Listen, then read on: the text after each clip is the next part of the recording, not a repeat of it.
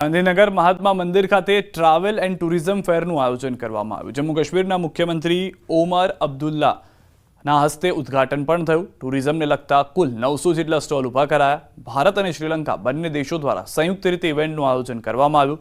3 દિવસ ચાલશે tourism expo. 19 રાજ્યોના પ્રવાસ નિગમના સ્ટોલ ઊભા કરાયા। શ્રીલંકા દેશનો સ્ટોલ પણ છે। રાજ્યના પ્રવાસન વિભાગ દ્વારા એક્સપોનું આયોજન કરાયું। પ્રવાસન મંત્રી મુળુ બેરાનું નિવેદન, આ ઇવેન્ટથી ઉદ્યોગને પણ મળશે ફાયદો। ગુજરાત અને સમગ્ર દેશમાં ટુરિઝમનો વિકાસ થશે। હોટલ માલિક સહિત પ્રવાસન સાથે સંકળાયેલા લોકોની આવક વધશે। આ ટ્રેડ શોથી ગુજરાત અને સમગ્ર દેશમાં પ્રવાસન ઉદ્યોગને એક નેટવર્કિંગના માધ્યમથી ખૂબ મોટો ફાયદો એટલા માટે મળશે કે ટ્રાવેલ્સ એજન્ટો, હોટલ માલિકો અને અન્ય પ્રવાસન સ્થળના વ્યવસાય સાથે જોડાયેલાનું એક પ્લેટફોર્મ TTF અમદાવાદ આ રીતના જે ટ્રેડ શો કરે છે એના કારણે મળી રહી છે। પ્રવાસે આવેલા જમ્મુ કાશ્મીરના મુખ્યમંત્રી સ્ટેચ્યુ ઓફ યુનિટી જોઈને અભિભૂત થયા। ઓમર અબ્દુલ્લાએ કહ્યું કે સ્ટેચ્યુ ઓફ યુનિટી ખૂબ જ શાનદાર છે। સરદાર પટેલની પ્રતિમા એક પહેલ છે, નવા ભારતની શરૂઆત છે। ઓમર અબ્દુલ્લાએ નર્મદા ડેમ અને સ્ટેચ્યુ ઓફ યુનિટીની મુલાકાત લીધી। હેલિકોપ્ટર દ્વારા સ્ટેચ્યુ ઓફ યુનિટીનો આકાશી નજારો જોયો। ઓમર અબ્દુલ્લાએ નર્મદાની મુલાકાતને યાદગાર ગણાવી। સરદાર સરોવર નર્મદા ડેમના ભરપૂર વખાણ કર્યા। સાથે જ સરદાર સરોવર ડેમ જેવી યોજના જમ્મુ કાશ્મીરમાં આવે તેવી ઈચ્છા વ્યક્ત કરી।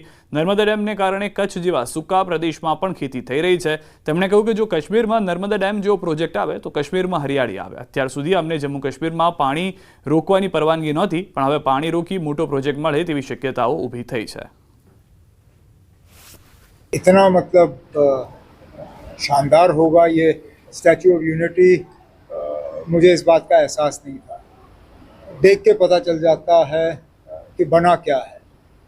और सरदार वल्लभ भाई पटेल, जिसको हम सब आयरन मैन ऑफ इंडिया के नाम से जानते हैं, उनके लिए सही माने में ये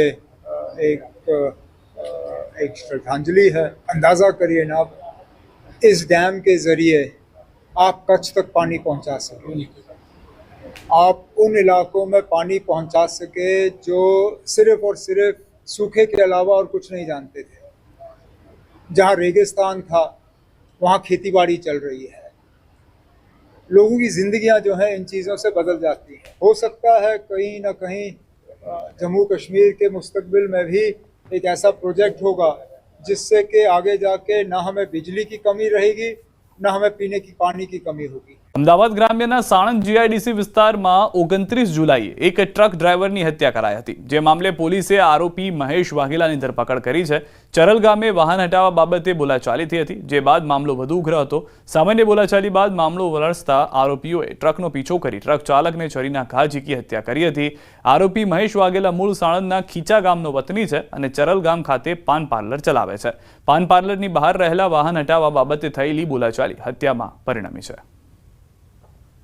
આરોપી પોતે છરી હથિયાર લઈને ગયેલો અને ત્યાં લગજગ ફરી થયેલી અને ત્યાં એને આરોપીએ આ કામના મરણ જનાર જે મહિપાલ સુરજભાન યાદવ છે તેને છરી વડે તેના પર હુમલો કરેલો અને એ છરીની ઈજાઓથી તેનું ત્યાં સ્થળ પર મોત થઈ ગયેલું। દરમિયાન આરોપી મોડી રાતના અમને ખીજદડ ગામે લૂંટનો ભેદ ઉકેલાયો છે। માત્ર 8 કલાકની અંદર તમામ આરોપીઓને પોરબંદર જિલ્લો છોડે તે પૂર્વે જ ઝડપી પાડ્યા છે અને આરોપીઓનું રિકન્સ્ટ્રક્શન કર્યું છે। આરોપીઓને રિકન્સ્ટ્રક્શન કરાવવા પહોંચી કે તરત સ્થાનિકોએ પોરબંદર પોલીસ જિંદાબાદના નારા લગાવ્યા।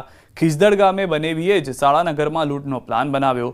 6 જેટલા આરોપીઓએ ધોળા દિવસે લૂંટ ચલાવી 27 તોલા સોનાના દાગીના તથા 80,000 રોકડ રકમની લૂંટ ચલાવી હતી। જોકે તેઓ ગણતરીની કલાકોમાં પોલીસના હાથે પકડાઈ ગયા। મૂળી તાલુકાના ભવાનીગઢ ગામે શાળાના વિદ્યાર્થીઓ કમ્યુનિટી હોલમાં બેસી અભ્યાસ કરવા મજબૂર બન્યા છે, કારણ કે ધોરણ 9 અને 10ના વિદ્યાર્થીઓ માટે ક્લાસરૂમ જ નથી। ભવાનીગઢ ગામના વિદ્યાર્થીઓને અભ્યાસ માટે બહાર ગામ ન જવું પડે તે માટે માધ્યમિક શાળા એટલે કે ધોરણ 9 અને 10 માટે સરકાર દ્વારા વર્ષ 2009માં મંજૂરી આપી દેવામાં આવી હતી, પરંતુ આ બંને ધોરણના વિદ્યાર્થીઓ માટે ક્લાસરૂમ બનાવવું તો જાણે તંત્ર ભૂલી જ ગયું હોય તેવી સ્થિતિ સર્જાય છે। ક્લાસરૂમ ન હોવાથી 70થી વધુ વિદ્યાર્થીઓ ભવાનીગઢ ગામના કમ્યુનિટી હોલમાં અભ્યાસ કરવા મજબૂર બની રહ્યા છે।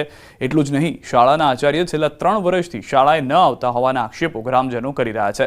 આ સમગ્ર મામલે ગ્રામજનો દ્વારા સુરેન્દ્રનગર જિલ્લા શિક્ષણ અધિકારીને લેખિત રજૂઆત કરી કાર્યવાહી કરવા માંગ કરી છે। અમારા ગામમાં 9-10 ધોરણ આવેલ છે અને આચાર્ય સિકંદર ખાન કુરેશી ઘણા ટાઈમથી સતત 3 વર્ષથી ગેરહાજર રહે છે. તેની અમે જિલ્લા શિક્ષણ અધિકારીને રજૂઆત કરેલ છે અને હાલ જે 9-10ના બાળકો છે તે કોમ્યુનિટી હોલમાં બેસે છે અને સરકારી બિલ્ડિંગ શાળાનું છે નહીં. જો શાળાનું નવું બિલ્ડિંગ બને તો 5 થી 6 ગામના બાળકોને લાભ મળે છે. હાલ બાળકોને બેસવામાં ઘણી બધી મુશ્કેલી પડે છે. અમારી ભવાનીગઢમાં સ્કૂલની બહુ સમસ્યા છે. માધ્યમિક શાળા 2009-10માં આપી દીધેલી છે પણ હજુ આજ સુધી બિલ્ડિંગ બની નથી. છોકરાઓ ભણે છે તે કમ્યુનિટી હોલમાં ભણે છે. એમના ભણવા માટે એક ઓરડામાં 70-80 છોકરા ભણે છે. અમારા આજુબાજુના 4-5 ગામડાના છોકરાઓ ભણવા આવે છે અને હોલ એક જ છે. સુરેન્દ્રનગર જિલ્લાના મૂળી તાલુકાના ભવાનીગઢ ગામે ધોરણ 9 અને 10 આ 2 ધોરણ માટે એકમાત્ર કોમ્યુનિટી હોલમાં વિદ્યાર્થીઓને બેસાડવામાં આવે છે અને જ્યારે શાળાના જે આચાર્ય છે એ છેલ્લા 3 વર્ષથી આ શાળામાં એક પણ વાર ફરજ પર ન આવ્યા હોવા મામલે ગ્રામજનો દ્વારા જે છે જિલ્લા શિક્ષણ અધિકારીને રજૂઆત કરી અને તાત્કાલિક છે આ મામલે કાર્યવાહી કરવાની માંગ કરવામાં આવી છે. એક તરફ ગુજરાત સરકાર દ્વારા પ્રવેશોત્સવ અને દીકરી ભણાવો દીકરી આગળ વધારો જેવા સૂત્રોચ્ચાર કરી અને લોકોને શિક્ષણ પ્રત્યે જાગૃત કરવાની મસ્ત મોટી વાતો કરવામાં આવી રહી છે. સરકાર દ્વારા પ્રવેશોત્સવના નામે લાખો અને કરોડો રૂપિયાનું આંધણ કરવામાં આવી રહ્યું છે. ત્યારે બીજી તરફ સુરેન્દ્રનગર જિલ્લાના મૂળી તાલુકાના જે ભવાનીગઢ ગામ છે ત્યાં શિક્ષણની વરવી વાસ્તવિકતા છે સામે આવી છે. 2009-10માં આ શાળાનું બિલ્ડિંગની જે છે મંજૂરી આપી દેવામાં આવી હતી પરંતુ આજ 15 વર્ષ બાદ પણ મંજૂરી ન મળતા 70 થી વધુ વિદ્યાર્થીઓ છે ધોરણ 9 અને 10ના એ એક જ શાળાના જે કોમ્યુનિટી હોલનો બિલ્ડિંગ છે એમાં બેસીને ભણવા માટે મજબૂર બન્યા છે. ત્યારે હવે આ મામલે સરકાર ક્યારે જાગશે તે જોવું રહ્યું. અક્ષય. બનાસકાંઠા જિલ્લાના દાંતીવાડા તાલુકામાં આવેલી દાંતીવાડા પ્રાથમિક શાળાના 13 જેટલા ઓરડાઓ જર્જરિત હાલતમાં છે. છેલ્લા 3 વર્ષથી વાલીઓ તેમજ શાળાના સંચાલક મંડળ દ્વારા આ મામલે રજૂઆતો કરાઈ છે છતાં કોઈ જ પ્રકારની કામગીરી કરવામાં નથી આવી રહી. હાલ 400થી વધુ બાળકો ખુલ્લા મેદાનમાં બેસી અભ્યાસ કરવા મજબૂર બન્યા છે. અત્યારે આ શાળા 17 ઓરડાના બાંધકામવાળી છે પરંતુ 13 જેટલા ઓરડા અત્યારે જર્જરિત થયા છે. આ તમામ 13 ઓરડામાંથી રોજે રોજ એક બાદ એક છતના પોપડા નીચે પડી રહ્યા છે જેના કારણે અત્યારે શાળાના આચાર્ય દ્વારા આ તમામ 13 ઓરડા બંધ કરી બાળકોને ખુલ્લામાં અને શેડ નીચે અભ્યાસ કરાવી રહ્યા છે. વાલીઓની માંગ છે કે તાત્કાલિક ધોરણે સરકાર દ્વારા આ શાળાને નવી બનાવવામાં આવે જેથી કોઈ મોટી દુર્ઘટના આ શાળામાં ન સર્જાય.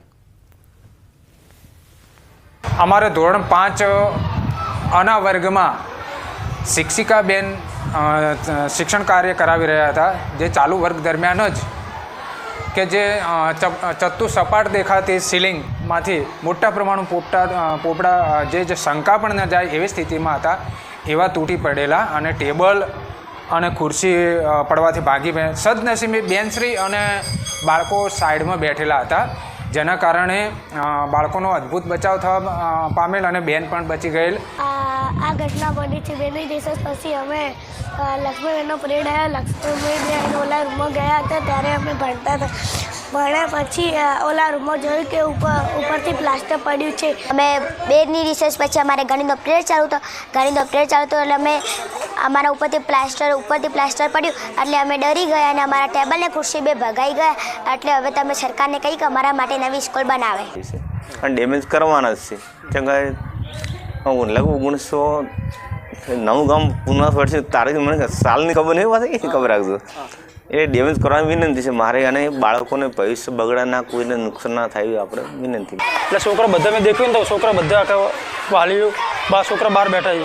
એટલે મેં મારા છોકરાને પૂછ્યું કે બેટા કેમ બહાર બેઠા કે પપ્પા કે સ્કૂલમાં થોડું ડર લાગે છે. સ્કૂલમાં પોપડા બીજા પડે પાણી બીજું પડે પોપડા પાણી પડે વરસાદના કારણે પોપડા ધીરે ધીરે થોડા ઓછા પડે. એટલે રાજસ્થાનમાં હમણાં હિસ્સો બનેલો છે કે રાજસ્થાનમાં હમણાં છોકરાઓને છત આખી માથે પડેલી છે. પ્રાથમિક શાળા લગભગ 2 વર્ષથી છે જર્જરિત અને અગાઉ દાંતીવાડા પુનઃ વસવાટ ગામતળ વસેલું છે ત્યાંનું 40 વર્ષથી આ બનાવેલું છે. એના પછી કોઈ 2 વર્ષથી તો ગ્રામ પંચાયતને દાંતીવાડા ગ્રામ પંચાયત અને SMG કમિટી આ ઠરાવો કરેલા છે અને હાલ નવા પણ ઠરાવ કરીને આપ્યા છે. મામલતદાર ઓફિસ આપ્યા છે, CDO ઓફિસે પણ આપ્યા છે. તો તાત્કાલિક ધોરણે નવી સ્કૂલ પાડવાની મંજૂરી મળે અને નવી સ્કૂલ બને તો ભવિષ્ય બાળકોનું સુધરે. ચોમાસા દરમિયાન પુલ જર્જરિત થતા લોકોને ભારે હાડમારી સહન કરવાનો વારો આવ્યો છે. બનાસકાંઠા થરાદના મેઘપુરાના લોકો ત્રાહિમામ છે કારણ કે ગામમાં સુજલામ સુફલામ કેનાલ ઉપર નવીન બનાવેલો પુલ ક્ષતિગ્રસ્ત થયો છે. 6 મહિના અગાઉ જ બનાવેલો આ પુલ તૂટી જતા અનેક સવાલો ઊભા થયા છે. પુલ ક્ષતિગ્રસ્ત જતા રાહદારીઓ પશુપાલકો અને સ્થાનિક લોકો પરેશાન બન્યા છે. કેનાલમાં હજુ સુધી પાણી નથી આવ્યું પરંતુ તે પહેલા જ પુલ ક્ષતિગ્રસ્ત બન્યો છે અને મોટી જે માટી છે તે મોટા પ્રમાણમાં દેખાવા લાગી છે.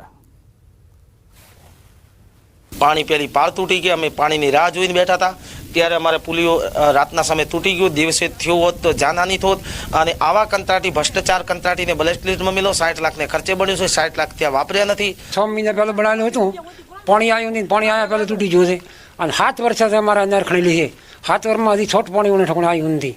અને એક મેન રસ્તો અમારા નહેરમાંથી કરેલો છે, ઠેઠ રાના રોડ સુધી આ રસ્તો નથી મારો. બનાસકાંઠાના થરાદ તાલુકાના મેઘપુરા ગામની અંદર અને અહીંયા સુજલામ સુફલામ કેનાલ આવેલી છે. આપ દ્રશ્યમાં જોઈ શકો છો કે આ બ્રિજનું કામ, જે પુલિયાનું કામ જે છે તે 12 મહિના પહેલાં ચાલુ થયું હતું. 6 મહિના પહેલાં કામ પત્યું અને અત્યારે આપ દ્રશ્યમાં જે પ્રમાણે જોઈ શકો છો કે જે પત્તાની જેમ આ પુલિયું જે છે તે ઢળી ગયું છે. અહીંયા નીચે નાળા નાખેલા હતા, વરસાદી પાણી આવ્યું અને વરસાદી પાણીના સાથે જ આ જે પુલિયું છે તે ધોવાઈ ગયું. લાખોના ખર્ચે આ પુલિયું બન્યું હતું. અહીંથી અનેક જે ખેતરોમાં જતો આ રસ્તાઓ છે અને લોકો અત્યારે પરેશાન થઈ રહ્યા છે. બીજા સીધા આપને જે દ્રશ્યો આપને બતાવી રહ્યો છું કે આ પુલિયાના નીચે જે રેતી છે ત્યાં જોઈ શકો છો કે ત્યાં માત્ર થોડી કપચી નાખેલી છે અને આ જે પુલિયું બનાવેલું હતું. આમ અધિકારીઓની બેદરકારી, કોન્ટ્રાક્ટરની બેદરકારીના લીધે આ જે પુલિયું છે આ પુલિયો તૂટી જવાના લીધે અનેક લોકો પરેશાન પણ થઈ રહ્યા છે અને આમાં ક્યાંક ને ક્યાંક ભ્રષ્ટાચારની ગંધ પણ આવી રહી છે.